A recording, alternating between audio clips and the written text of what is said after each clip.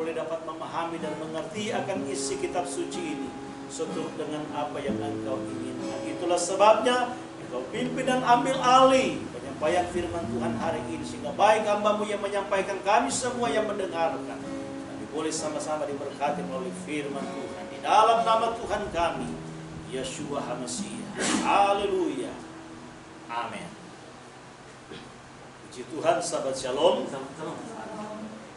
Ya, saudara-saudaraku yang dikasihi Tuhan,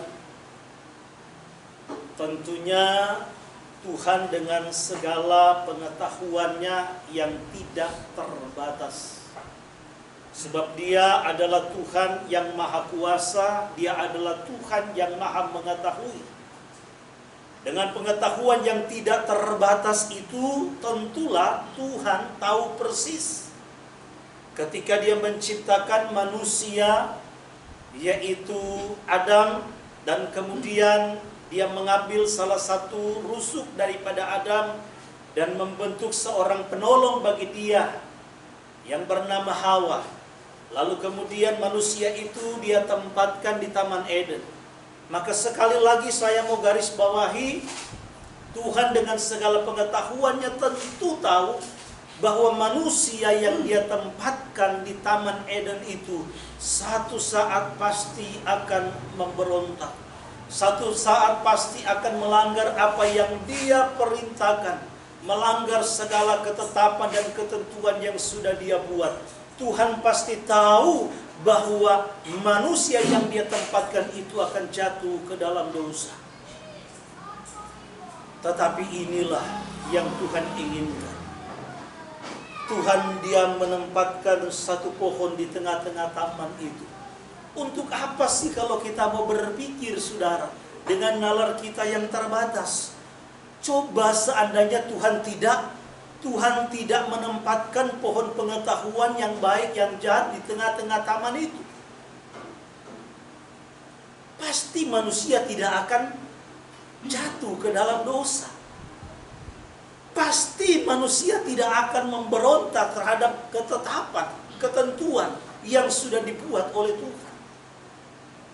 Tetapi sekali lagi, kenapa Tuhan menempatkan, saudara, pohon pengetahuan yang baik dan yang jahat itu?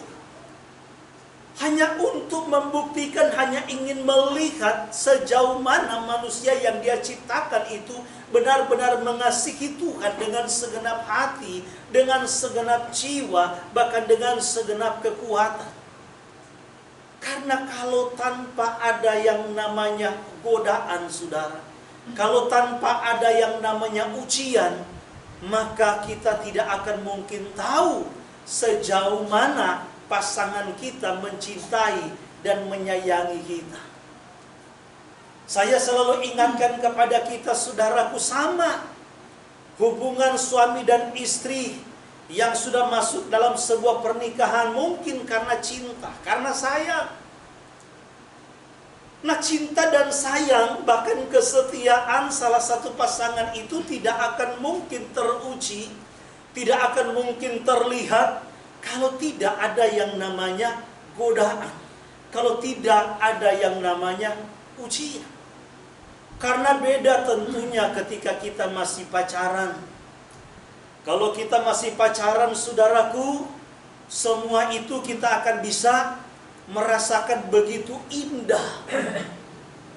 Kenapa? Karena saat kita jatuh cinta sepertinya kita dibutakan.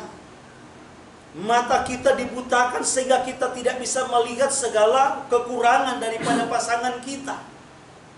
Sekalipun dia sering memukul waktu pacaran, tapi kita anggap bahwa dia pukul karena dia sayang. Dia pukul karena dia cinta, katanya. Kalau misalnya pergi dengan teman-teman pulang, ya, atau dia tahu, ya, jalan dengan teman-teman, lalu muncullah yang namanya cemburu. Begitu ketemu langsung, jangankan cemburu, langsung dipukul, ditampar. Tapi saudaraku, karena kita masih dipenuhi dengan rasa cinta, rasa sayang, dibutakan, sehingga kita menganggap itu terjadi karena dia sayang, dia peduli, dia cinta. Berbeda saudara ketika kita sudah masuk berumah tangga. Dengan interaksi 1 minggu 7 hari, 1 hari 24 jam, maka disitulah kita mulai bisa melihat, mulai ketahuan segala belang-belang dari pasangan kita. Waktu pacaran masih banyak rahasia yang belum tersingkap. Masih banyak hal yang belum saling ketahui satu dengan yang lain. Nah, inilah yang namanya ujian. Waktu pacaran ujiannya saudaraku belum seberapa. Karena memang ketemunya pun masih jarang. Paling juga seminggu sekali, bahkan mungkin ada sebulan sekali. Bahkan ada orang yang pacarannya jarak jauh. Tetapi ketika kita masuk hidup berumah tangga dengan interaksi 1 kali 24 jam, maka disitulah mulai ketahuan hal-hal yang jahat, yang tidak baik yang dimiliki oleh pasangan kita. Sehingga ketika hidup rumah tangga itu saudaraku, yang dibutuhkan bukanlah sekedar keromantisan.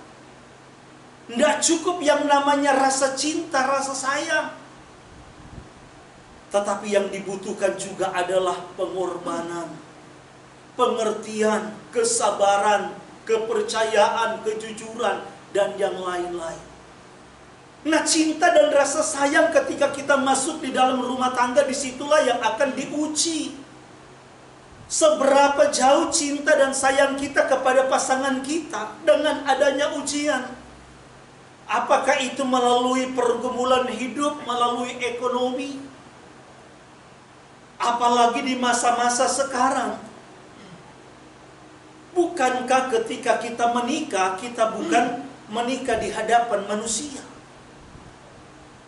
Kita menikah bukan di hadapan pendeta, bukan di hadapan jemaat, bukan di hadapan orang tua sebagai wali. Tetapi ketika kita menikah di hadapan Tuhan. Dan bukankah ketika kita menikah, maka kita membuat satu ikrar, satu janji di hadapan Tuhan untuk sehidup semati dalam segala keadaan dan situasi. Dalam segala kondisi, baik susah maupun senang, baik sakit maupun sehat, baik dalam kekurangan maupun dalam kelimpahan, dan hanya maut yang dapat memisahkan kita. Tetapi hanya gara-gara pergumulan, hanya gara-gara ekonomi, lalu kemudian kita memutuskan untuk bercerai, kita memutuskan untuk berpisah. Maka saya sekali lagi mau ingatkan kepada setiap kita. Ingat kepada komitmen awal. Bahwa kita menikah untuk mencari teman hidup. Bukan mencari musuh di dalam hidup. Maka ketika terjadi yang namanya satu pertikaian, satu pertengkaran, apapun yang menjadi pemicu dan penyebab, ingat kepada komitmen awal. Bahwa kita waktu menikah kita mencari pasangan hidup. Sehingga yang dibutuhkan di sini adalah kesabaran. Yang dibutuhkan di sini adalah keterbukaan, kejujuran, kesetiaan, kasih dan pengampunan, dan yang lain-lain. Nah, begitu juga saudara-saudaraku yang dikasihi Tuhan ketika Tuhan menempatkan manusia yang pertama. Memang Tuhan menempatkan pohon pengetahuan yang baik dan yang jahat itu hanya ingin menguji. Hanya ingin melihat sejauh mana manusia itu mencintai dan mengasihi Tuhan yang telah menciptakan mereka. Yang telah berbuat baik kepada mereka. Menyediakan segala sesuatu bagi mereka. Tuhan tahu dengan segala pengetahuannya yang tidak terbatas bahwa manusia itu pasti akan jatuh. Begitu juga ketika Tuhan memilih satu umat, saudara bayangkan. Di dalam parasa yang kita baca, Ulangan atau Devarim pasal yang ke-7 ayat yang ke-6, tolong diulangi Pak Rede. Umat ini dipilih dari sekian bangsa, saudaraku, bukan karena mereka lebih banyak, bukan karena mereka lebih baik dari bangsa-bangsa lain, tetapi semata-mata karena Tuhan sayang kepada mereka. Tuhan ingat akan perjanjiannya dengan nenek moyang mereka, yaitu Abraham, Ishak, dan Yakub, leluhur daripada Israel. Ulangan 7 ayat yang ke-6. Karena engkaulah umat yang kudus bagi Yahweh Elohimmu. Yahweh Elohimmu telah memilih engkau menjadi harta miliknya dari semua bangsa di muka bumi. Bayangkan, dari semua bangsa di muka bumi. Ayat selanjutnya bilang bukan karena engkau lebih banyak, bukan karena engkau lebih baik, bukan. Tetapi semata-mata karena kasih Tuhan, karena cinta, karena rasa sayang Tuhan. Dan ingat yang melandasi, yang mendasari itu, yang melatar belakangi akan kasih Tuhan, karena dia ingat akan perjanjian yang telah dia ikat dengan leluhur mereka, dengan Abraham, Ishak, dan Yakub. Nah, ketika Tuhan membawa mereka keluar dari tanah Misraim, dari rumah perbudakan, melalui Mose, dan Tuhan, saudaraku, menuntun mereka di padang gurun. Sekali lagi yang menjadi pertanyaan, apakah Tuhan dengan segala pengetahuannya tidak tahu bahwa umat yang dia pilih ini satu saat akan memberontak? Apakah Tuhan yang mengetahui segala sesuatu? Apa yang akan terjadi ke depan? Dengan pengetahuannya yang sempurna, tidak tahu bahwa umat yang dia pilih menjadi umat kesayangan, menjadi harta kesayangan, akan memberontak terhadap perintah dan ketetapannya. Pastilah saudara, Tuhan tahu. Tetapi kok Tuhan mau mengikat perjanjian dengan umat Israel? Kalau kita baca dari kitab Semot atau Keluaran pasalnya yang ke-19 dan seterusnya, bagaimana Tuhan mengikat perjanjian dengan umat Israel. Aku akan menjadi Elohimmu, aku akan menjadi Tuhanmu, menjadi sesembahanmu, dan engkau akan menjadi umatku. Engkau akan menjadi harta kesayanganku. Tetapi apa yang diinginkan Tuhan?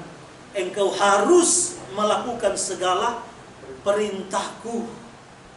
Engkau harus melakukan segala perintahku, segala ketetapanku dengan setia. Dan umat Israel berkata, amin. Ya, kami akan melakukan segala perintah. Padahal Tuhan tahu, saudara, ahlukan juga nanti pun akan memberontak terhadap perintah. Simpel sebenarnya kalau kita yang menjadi Tuhan, kalau kita mungkin membuat satu skenario dalam suatu pementasan, apa satu sinetron, satu film, mungkin simpel bagi kita. Maka kita akan membuat jalan cerita. Kalau saudara suka nonton acara Indosiar itu kan banyak istilahnya hukum karmanya, hukum tabur tuainya. Tapi kadang-kadang saudaraku, banyak jalan cerita yang tidak masuk di akal. Jadi nggak masuk di akal, saudara. Ya. Nah, kenapa itu dibuat? Saya berpikir oleh sang sutradara. Karena kalau dia buat mengikuti nalar manusia, mungkin ceritanya akan panjang. Sehingga untuk membuat ceritanya ini pendek, saudara, maka dipersingkatlah jalan cerita, sehingga kadang-kadang sulit kita terima dengan nalar berpikir kita, dengan akal sehat kita.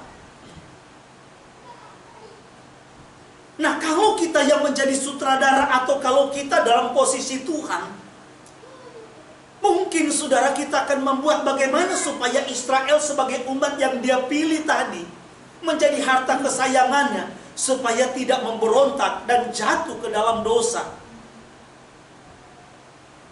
Maka pasti kita akan membuat satu jalur, satu jalan, satu skenario. Tidak harus berkeliling padang gurun selama 40 tahun. Toh memang firman Tuhan mencatat di sana bahwa ada jalan yang lebih dekat melalui daerah tanah Filistin. Tetapi Tuhan bilang, aku tidak mau menuntun mereka melalui jalan itu. Aku akan membawa umat ini melalui padang gurun. Kita tahu bersama saudara bagaimana firman Tuhan mencatat di dalam kitab Ulangan pasal yang ke-8 tadi, ayat yang kedua, ayat yang ketiga. Tolong parende baca dan lompat ayat yang ke-16.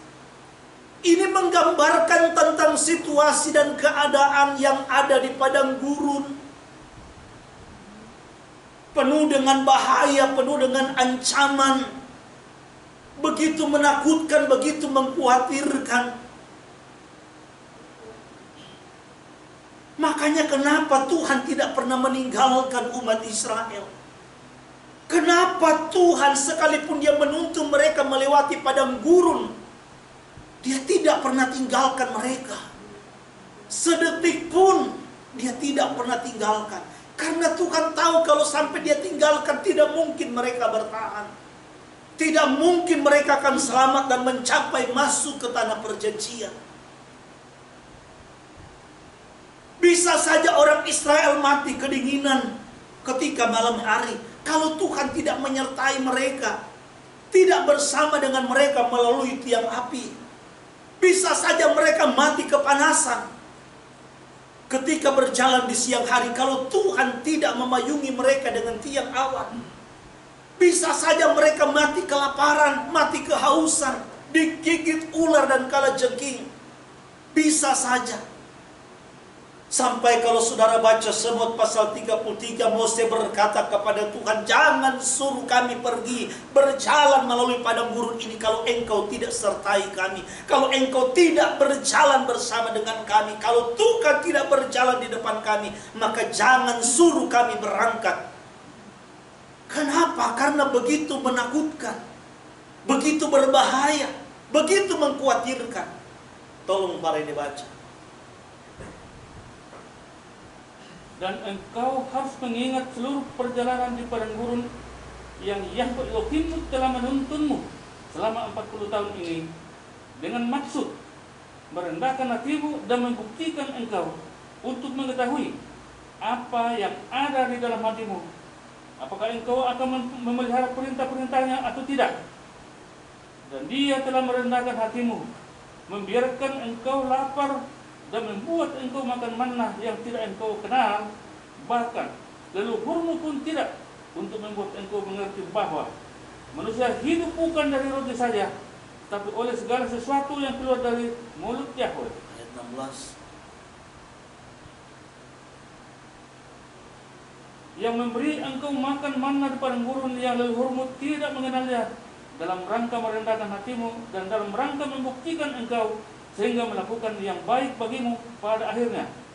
Perhatikan baik-baik saudara. Jadi ketika Tuhan menempatkan pohon pengetahuan yang baik dan yang jati di tengah-tengah Taman Eden bukan tanpa tujuan.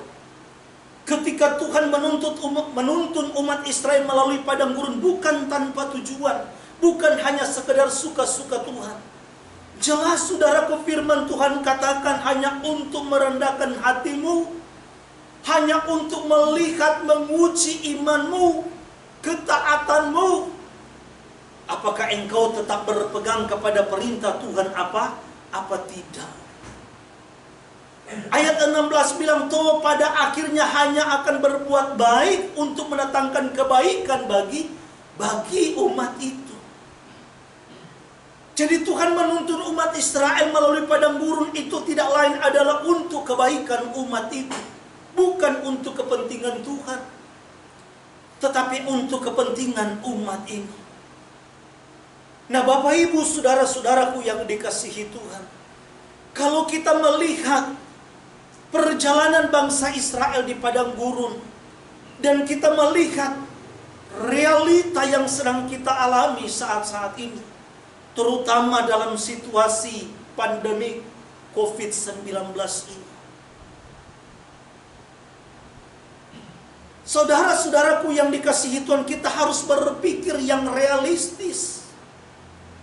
Memang banyak orang di luar sana, para pendeta yang seringkali mengkhotbahkan tentang iman kepada jemaat, kepada umat, berusaha untuk memotivasi mereka, membangkitkan iman mereka, dan mendorong supaya umat Tuhan jangan pernah berpikir yang pesimis, tetapi selalu harus berpikir yang optimis.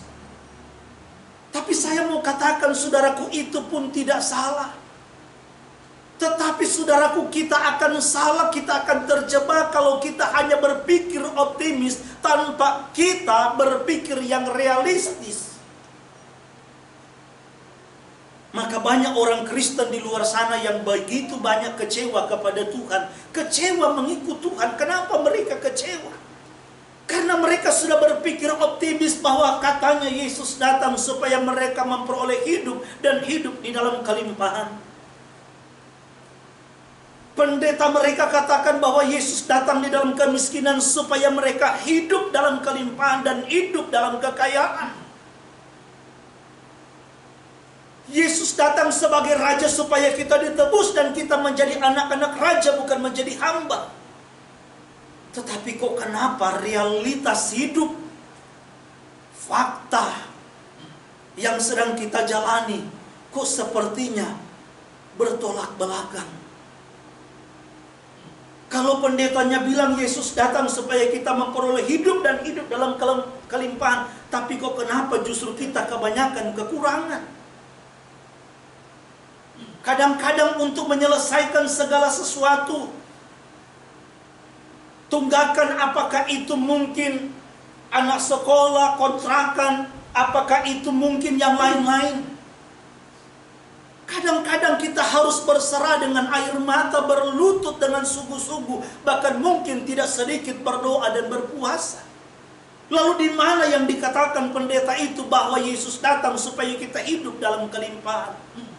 Kalau memang saudaraku Yesus itu datang dalam kemiskinan supaya kita menjadi kaya, tapi kenapa kok kita jangankan kaya?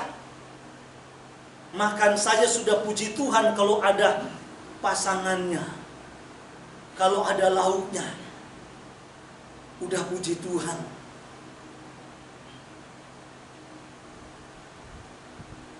Kenapa saudaraku? Karena jemaat itu, gereja itu saudaraku dibangun dengan sebuah pemahaman iman yang keliru. Tidak dibangun dan didorong bagaimana jemaat Tuhan untuk hidup dan selaras berjalan sesuai dengan perintah dan ketetapan Tuhan. Dalam Devarim 10 ayat 12 tadi, tolong diulangi Pak Rende. Ini yang Tuhan inginkan. Percayalah, ketika kita melakukan apa yang menjadi bagian kita, maka Tuhan pasti akan melakukan apa yang menjadi bagian Dia. Bagian dari Israel hanya hidup taat dan tunduk setia melakukan apa yang diperintahkan Tuhan. Bagian daripada Elohim Yahweh adalah menjamin segala kebutuhan dan keperluan hidup mereka. Maka kalau kita baca dalam Devarim, dalam Ulangan pasal yang ke-8 dari ayat yang ke-4, bukankah sepatumu, kasutmu tidak pernah rusak, bajumu pun tidak pernah rusak, sekalipun mungkin gak sering ganti baju. Mereka sebenarnya tidak pernah kelaparan, mereka sebenarnya tidak pernah kekurangan, hanya mereka dengan segala keinginan nafsu mereka ingin sesuatu yang seperti waktu mereka di Misraim, yang lebih. Padahal Tuhan menyediakan mereka setiap hari, mana selalu ada, nggak pernah ada yang kurang. Orang yang anaknya banyak tidak akan pernah kekurangan. Yang anaknya, yang kelompoknya sedikit, tidak pernah juga akan kelebihan. Semua selalu tercukupkan. Tetapi mereka binasa, kenapa? Karena keinginan mereka yang inginkan lebih, nafsu mereka yang ingin lebih, tidak pernah ada rasa cukup di dalam hati mereka. Ulangan 10 ayat 12. Dan sekarang, hai Israel, apakah Yahweh Elohimmu telah meminta sesuatu darimu selain takut akan Yahweh Elohimmu dengan hidup menurut segala jalannya, dan dengan mengasihi Dia, dan dengan melayani kepada Yahweh Elohimmu dengan segenap hatimu dan dengan segenap jiwamu? Inilah yang Tuhan inginkan sebenarnya bagi umat Tuhan. Baik Israel jasmani di zaman itu maupun kita sekarang sebagai Israel rohani. Hidup takut akan Dia, berpaut kepada perintahnya, firman-Nya. Hanya itu yang Dia inginkan. Untuk segala kebutuhan hidup kita, serahkan sepenuhnya kepada Tuhan. Nah, saudara-saudaraku yang dikasihi Tuhan, kalau kita melihat keadaan dan situasi sekarang,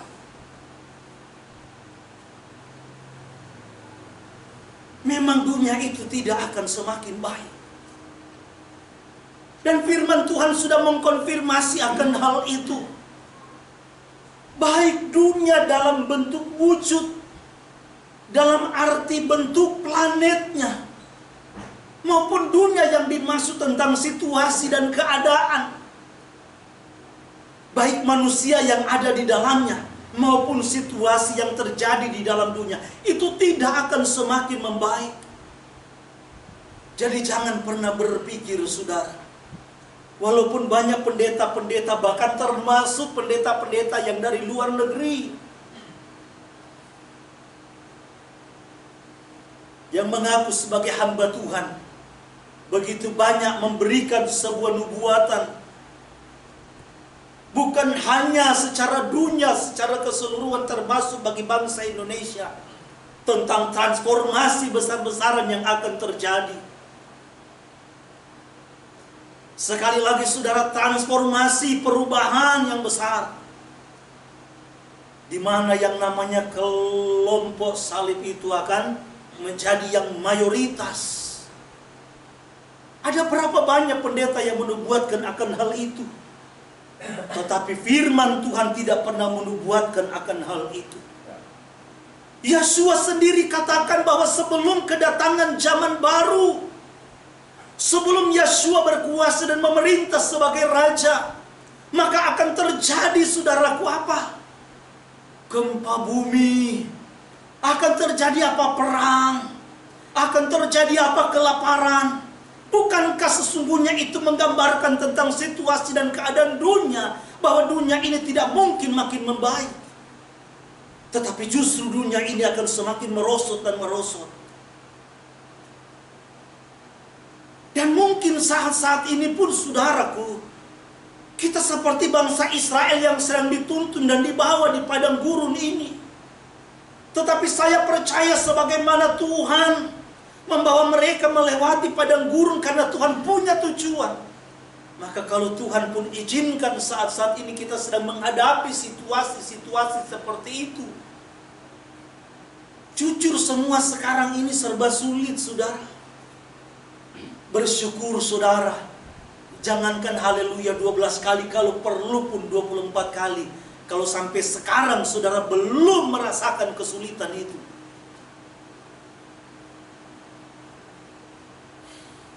kita seolah-olah dengan situasi sekarang, dengan pandemi sekarang, saudara, ini bukan cuma Indonesia yang digoyangkan. Seluruh dunia saat ini sedang tergoyang, sedang goncang. Bukan cuma ekonominya, saudara. Kita lihat bagaimana kerusuhan, bagaimana penjarahan, demo besar-besaran. Dan ini tidak akan berhenti, saudara.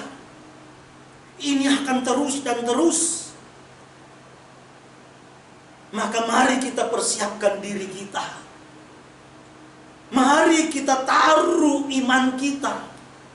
Kita posisikan, kita dirikan iman kita di atas Torahnya Tuhan, di atas kebenaran Tuhan, supaya kita tidak akan digoyangkan. Bukankah Saul katakan dalam 1 Korintus pasal 10 ayatnya yang ke-6 bilang bahwa kegagalan bangsa Israel di padang gurun itu harus menjadi pembelajaran bagi umat Tuhan, termasuk saudara dan saya yang hidup di akhir ini. Sebagaimana mereka gagal masuk ke negeri perjanjian akibat dosa. Kenapa? Karena iman mereka tidak didirikan di atas Torah yang benar. Mereka dikalahkan dengan segala nafsu dan keinginan mereka yang jahat. Mereka semata-mata hanya ingin mencobai Tuhan, menyenangkan hatinya sendiri, sehingga mereka gagal masuk ke negeri perjanjian. Kalau Saul katakan ini harus menjadi contoh dan teladan, maka berarti kita pun sebagai umat yang hidup di era mesianik bisa saja gagal masuk ke dalam Kanaan surgawi yang dijanjikan oleh Yeshua, bahwa aku pergi untuk menyediakan tempat bagimu.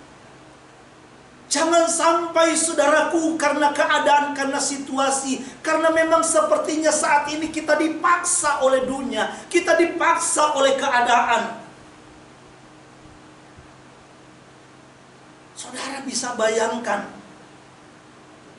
dalam keadaan seperti ini, umat-umat Tuhan, gak usah kita bicara di luar, kita sekarang pun kan dibatasi. Sehingga orang yang imannya tidak berpaut, tidak berdiri berpijak di atas Torah yang benar, kebenaran yang hakiki, dia akan merasa nyaman dengan keadaan sekarang. Hati-hati saudara. Sudah begitu saudaraku yang dikasihi Tuhan, situasi dan keadaan yang begitu susah ini, begitu sulit ini, kadang-kadang mendorong kita, memaksa kita untuk melakukan segala sesuatu, akan berupaya bekerja keras dengan segala kekuatan dan kemampuan kita untuk menjalankan hidup ini, roda kehidupan ini, supaya tetap terus berputar ke depan. Kenapa? Karena memang kita harus membayar ini, kita harus membayar itu. Sementara di satu sisi kita tidak berdaya. Maka saya selalu mau katakan kepada kita dan ingatkan kepada kita, jangan taruh dunia itu di dalam hatimu, tetapi taruh dunia itu di dalam genggaman tanganmu. Taruh surga itu, saudara, taruh kebenaran itu di hatimu. Karena ketika dunia itu engkau taruh di hatimu, maka jangan heran saudaraku, engkau akan lebih berpaut kepada dunia daripada kebenaran. Engkau lebih condong kepada dunia dengan segala keinginannya daripada kebenaran Tuhan. Sehingga kalau disuruh pilih misalnya, pilih mana? Ibadah Sabat yang hanya di rumah Pak Tara sana jauh, atau sudah di rumah sendiri saja? Iya, nggak apa-apa kalau memang kita di rumah sendiri ibadah benar. Tapi biasanya kalau sendiri banyak nggak benar, saudara. Biasanya banyak nggak benar. Doa berpikir toh juga nggak ada, katanya mau didoain, udahlah. Terima kasih Tuhan, haleluya, amin. Ini tantangan. Maka firman Tuhan ingatkan dan katakan, katanya bahwa orang yang percaya kepada Yeshua, sesungguhnya mereka bukan berasal dari dunia ini. Ibarat kita ini hanya seperti para musafir. Dunia ini hanya tempat kita menumpang, tetapi bukan tujuan yang utama. Tadi sebelum mulai kita sempat singgung-singgung tentang almarhumah Ibu Kartika. Saya ingat apa yang dia bilang, bahwa dia sudah melihat bahwa rumahnya itu putih bagus. Rumahnya itu begitu indah, sepertinya penuh dengan kedamaian. Ibu ini pun sebenarnya sudah pingin tinggal di rumahnya, tetapi dia bilang kuncinya belum dikasih. Dia sempat sakit kritis, saudara, yang secara manusia, logika manusia sepertinya nggak mungkin akan ada umur. Tapi ternyata masih dikasih umur sama Tuhan. Bukan umur dalam keadaan tubuh yang sakit-sakit, saudara. Ada kan orang sakit, ya, tapi sampai selesai umurnya tetap dalam keadaan yang, ya maaf nih, ya susah lah, ya, setengah mati lah. Tapi Ibu Kartika enggak, saudara. Dia menikmati sampai akhir hidupnya dalam keadaan yang sehat, dipulihkan. sampai meninggal itu nggak ada yang tahu, karena memang dia tinggal seorang diri. Tapi dia diberikan satu pengharapan supaya dia berfokus. Memang ibu ini, saudara, secara manusia kalau kita lihat itu, saudaraku, itu prihatin. Tapi jangan saudara pikir karena dia secara logika kita manusia kekurangan, kalau saudara kasih duit dia langsung terima. Dan dia bilang, oh haleluya, haleluya, sampai sujud. Enggak, saudara. Kita kasih sesuatu kepada dia itu kadang-kadang paksa memaksa, tarik menarik. Saya bukan 1-2 kali, lebih. Tuhan kasih berkat, saudara, melalui seorang diri ini yang miskin, yang mungkin manusia melihatnya hanya dengan sebelah mata. Gak bisa saya tolak, sudah tarik menarik. Akhirnya ya sudah, beli nanti Indomie, ya, beli nanti biskuit, lalu bawa lagi.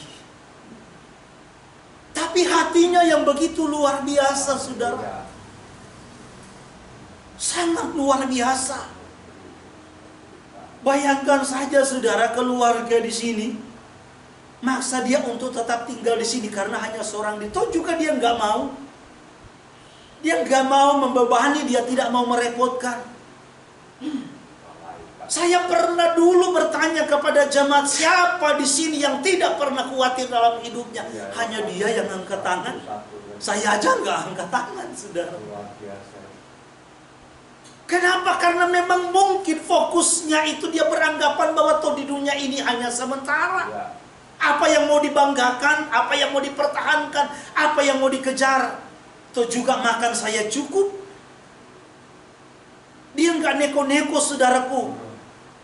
Bosan lihat makan telur lagi, kadang bulat, kadang dia berubah bentuk, kadang dia berubah nama, gitu kan? Tapi tetap telur. Bukartika enggak, saudara. Dan inilah sesuatu contoh yang luar biasa. Maka begitu juga, saudaraku, yang menjadi fokus kita itu adalah Tuhan. Yang menjadi fokus kita adalah kebenaran, adalah surga. Kenapa Yeshua pernah memberikan sebuah perumpamaan tentang harta yang berharga? Seperti mutiara yang berharga. Dia rela menjual semua yang dia punya hanya untuk membeli ladang di mana di situ ada harta terpendam. Dia rela menukarkan harta kekayaannya, saudara, hanya untuk memperoleh harta yang terpendam. Seorang yang mungkin sedang mencari mutiara yang berharga, biasa yang hobi-hobi, yang mungkin batu, ketika dia menemukan batu mutiara yang berharga, maka dia rela menjual semua yang dia punya yang menjadi miliknya hanya untuk memperoleh sesuatu yang berharga itu. Tetapi sayang, banyak di luar sana, saudara, terjadi.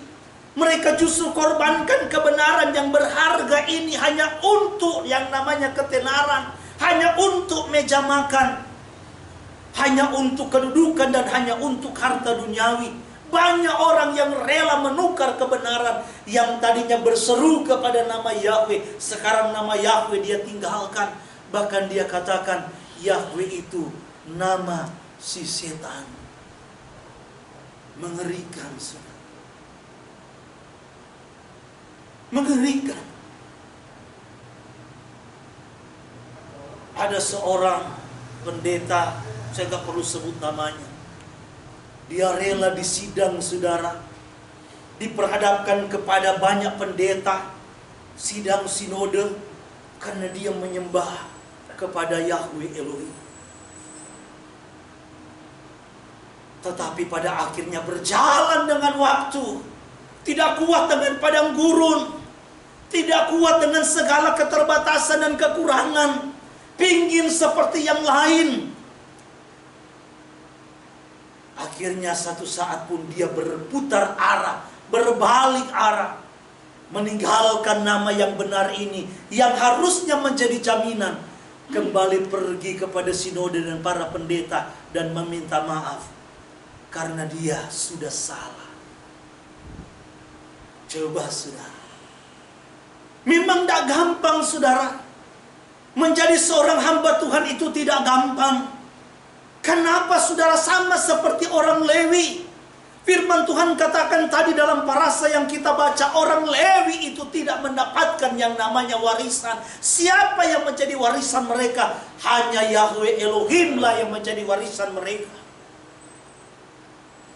Orang Lewi bisa cemburu, bisa iri kepada suku-suku yang lain. Tetapi apakah Tuhan meninggalkan mereka? Tuhan membiarkan mereka? Toh mereka tetap dikasih bagian. Mereka tetap dikasih bagian, saudara. Tuhan membuat ketetapan, ketentuan yang begitu adil. Hanya kembali, tentu tidak sama dengan bagian yang lain. Saul katakan berkali-kali dalam suratnya kepada jemaat di Galatia, seandainya aku masih mencoba berusaha untuk menyenangkan hati manusia, maka aku bukanlah hamba Masia. Aku bukan hamba Tuhan yang sesungguhnya. Banyak sekarang, saudara, orang yang mengaku hamba Tuhan, tetapi hanya berupaya dan berusaha supaya bagaimana orang yang dilayani itu senang. Karena kalau dia senang dengan pelayanan kita, pasti dia akan minta dilayani lagi. Pasti dia akan minta didoakan lagi. Kenapa? Karena saya senang. Saya senang loh dengan doanya, saya senang loh dengan ceramahnya, dengan khotbahnya. Firman Tuhan sudah menubuatkan hal itu. Saul sudah menekankan itu kepada Timotius. Hati-hati. Keadaan jemaat di akhir zaman itu justru mereka lebih suka mengumpulkan guru-guru, para pengajar yang hanya menyenangkan telinga mereka. Maka kalau jemaat atau kehilat penuai, jangan hanya mau senang dengan khotbah-khotbah menyenangkan telinga. Saya pernah beberapa waktu lalu masih ibadah di Raden Sali, ada seorang ibu, selesai ibadah dia bilang begini, aduh Pak Pendeta, Pak Gembala, aduh itu khotbah si Bambang itu, aduh bagus sekali. Luar biasa loh, dia menguasai 4 bahasa loh Pak Gembala. Oh ya, apa yang dikhotbahkan? Aduh pokoknya bagus deh. Iya, yang dikhotbahkan apa? Aduh nanti deh sewaktu-waktu saya ajak Pak Gembala. Bagus deh. Saya tanya apa yang bagus, apa yang dikhotbahkan? Pokoknya bagus. Coba saudara, bagusnya yang dia ingat, isi firmannya kagak. Kenapa? Karena waktu dia dengarkan senang, ketawa, terhibur, euforia semata, menyenangkan telinga, tapi nggak sampai mengubah hati, mengubah hidup. Nah cilakanya kalau jemaat yang hanya berfokus kepada dunia dengan segala keinginannya, menghadapi situasi pandemik seperti saat ini, bisa saja nggak kuat tuh saudara. Bisa saja nggak kuat.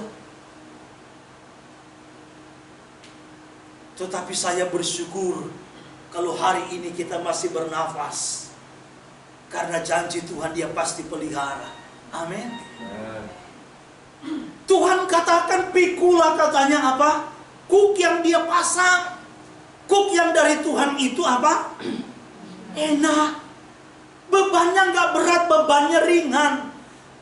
Kalau kita menyerahkan kuk itu, beban itu kepada Tuhan, biarkan Tuhan yang pikul. Nah kalau Tuhan yang pikul kan kita ringan. Masalahnya kenapa kita merasa berat, sehingga setiap hari hanya air mata, sulit muka kita berseri, sulit kita bersuka cita, karena beban itu kita pikul sendiri. Waktu kita berdoa, kita berserah, kita menyerahkan beban kita, tapi begitu amin kita pikul lagi. Kayak hanya titip sementara. Kalau saudara masuk di swalayan tertentu, nggak boleh bawa barang, nah barangnya harus dititip.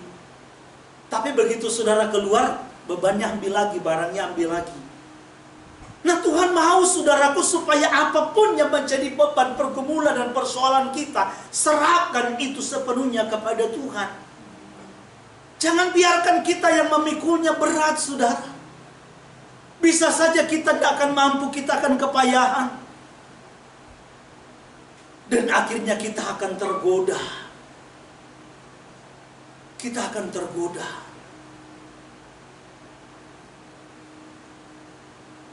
Saya diminta saudaraku untuk khotbah di tempat yang masih memakai nama si Alef itu. Saya bilang, boleh nggak kalau saya khotbahnya sesuai dengan apa yang Tuhan taruhkan? Waduh, nggak boleh Pak, pakai Tuhan saja. Masalahnya saya sudah melewati ini, saudara. Saya dulu kalau hanya sekedar cari aman, sebenarnya udah cukup aman. Saya ada tempat-tempat teman-teman kuliah saya itu para gembala. Dulu saya pun mau cari aman. Jadi saya di tempat mereka tidak mau sebut Bapak Yahweh, apalagi Yeshua, mereka belum paham itu. Saya Tuhan aja. Tuhan mati pada akhirnya, tapi untuk sekarang aman katanya. Kan begitu orang berpikir. Mati ya urusan nanti katanya, yang penting sekarang aman dulu. Saya pakai Tuhan saja, saudara. Saya jujur, saudara, nanti mungkin ya 2 tahun akhir ini ya baru mulai lihat dan kenal, tahu bagaimana sih yang namanya khotbahnya si siapa? Betani ini, Yakob Nahuai. Ya. Kalau dulu teman-teman di sekolah bilang, wah ini katanya Yakob Nahuai kecil. Katanya. Jadi saya diundang, saudara. Kadang-kadang dibilang, ini Gilbert katanya. Diundang. Saya suka juga bikin lucu-lucu, Pak. Supaya mereka senang, diundang lagi. Diundang. Sampai satu waktu Tuhan menyatakan, menaruhkan sesuatu di dalam hati saya, bahwa yang menjamin hidupmu itu bukan mereka, tapi aku. Dan saya mulai menyatakan namanya. Lucu-lucunya, saudara, kalau kita berpikir dengan nalar kita ini, harusnya karena kita memberitakan namanya, kita membela kebenarannya, harusnya Tuhan tetap buka jalan. Itu ibarat keran, saudara, itu ditutup. Lucu ya, saudara. Kita memberitakan kebenaran namanya, kita nggak mau diundang lagi. Saya di Pertamina, rutin sebulan sekali, di bandara, rutin sebulan sekali, di Carrefour sebulan sekali. Ada lagi satu perusahaan yang ada di Sunter, itu sebulan sekali. Itu di luar gereja-gereja yang hari Minggu. PK-nya, saudara, nggak kayak penuai PK-nya. Aman saja, udah jadi jaminan. Tetapi sayang, itu tidak menjadi jaminan untuk kita masuk di dalam kerajaan yang kekal. Sehingga saya harus berani menyatakan itu. Saya harus menyuarakan kebenaran sebagaimana apa yang disampaikan Saul. Maka dalam suratnya kepada jemaat di Korintus, dalam 2 Korintus 4 ayat 16 sampai yang ke-18, tolong Pak Remde. 2 Korintus 4 ayatnya yang ke-16 sampai yang ke-18.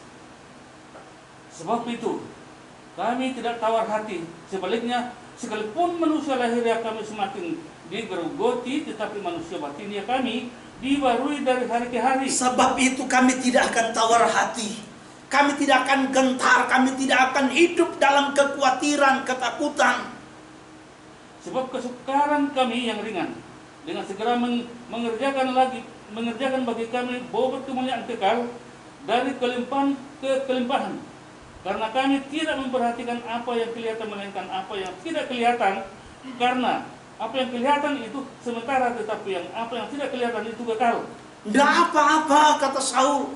Sekalipun manusia lahiriah kami, batiniah kami semakin merosot, tidak apa-apa sekalipun mungkin ekonomi kami itu terbatas, tidak apa-apa mungkin keadaan tubuh kami pun semakin kurus, tetapi manusia batiniah kami, rohaniah kami itu semakin terus meningkat, didewasakan dan terus semakin disempurnakan. Itulah kebanggaan kami. Kenapa Saul bilang? Karena kami bukan memperhatikan, kami bukan fokus kepada apa yang kelihatan. Karena yang kelihatan ini hanya sementara, tetapi yang tidak kelihatan itu adalah kekal. Itulah keselamatan, itulah yang menjadi jaminan kita. Itulah yang menjadi fokus kita. Maka saudara, jangan kecil hati menghadapi situasi-situasi keadaan sekarang. Jangan pernah kita bersujud. Percayalah saudara, bahwa Tuhan pasti akan memberikan kita kekuatan dan kemampuan. Amin. Amin. Karena kita percaya. Firman Tuhan katakan tadi dalam 1 Korintus pasal yang ke-10 ayat 13. Bahwa persoalan, bahwa pencobaan yang kita alami tidak akan pernah melebihi kekuatan kita. Kalau ini kita hadapi, Tuhan tahu lu mampu. Kamu pasti bisa. Kamu pasti menang. Hanya sekali lagi, jangan pernah kita dikalahkan dengan segala keinginan dan nafsu kita. Kalau kita mau ikut jalannya Tuhan, pasti kita mampu, pasti kita bisa. Tapi kalau kita ikuti keinginan dan nafsu kita, kita tidak akan mampu. Tuhan bilang kan supaya kamu tahu bahwa manusia itu tidak hidup hanya dari makanan jasmani saja, hanya dari roti saja, tetapi dari setiap firman yang keluar dari mulut Yahweh Elohim. Kita hidup bukan karena apa yang dijaminkan oleh dunia, kita hidup karena Tuhan. Amin. Sudah, kita bertahan sampai sekarang bukan karena kuat dan gagah kita, tetapi semua karena Tuhan. Jadi kalau segala sesuatu masih terpenuhi sampai sekarang, itu semua karena Tuhan. Maka Tuhan katakan kepada orang Israel dalam parasa yang kita baca, hati-hati. Ketika engkau aku bawa masuk ke negeri yang aku janjikan, jangan sampai engkau lupa siapa yang menuntun, siapa yang menyertai dan memelihara engkau, sehingga engkau masuk menikmati negeri perjanjian. Sekalipun pada akhirnya toh Israel melupakan yang menciptakan, yang membawa mereka keluar dari Misraim. Hal yang positif yang kita mau ingat hari ini pun, kalau hari ini saudara dan saya boleh bertahan, kita masih diberikan, dipercayakan Tuhan untuk menikmati hari Sabat dengan segala menu yang ada. Itu pun karena Tuhan. Amin saudara. Yakin dan percaya. Saya terlalu yakin, saya terlalu percaya, Dia tidak akan pernah membiarkan engkau dan saya. Yang penting ayat yang ke-12 tadi. Mari kita baca sekali lagi ayat penutup bersama-sama.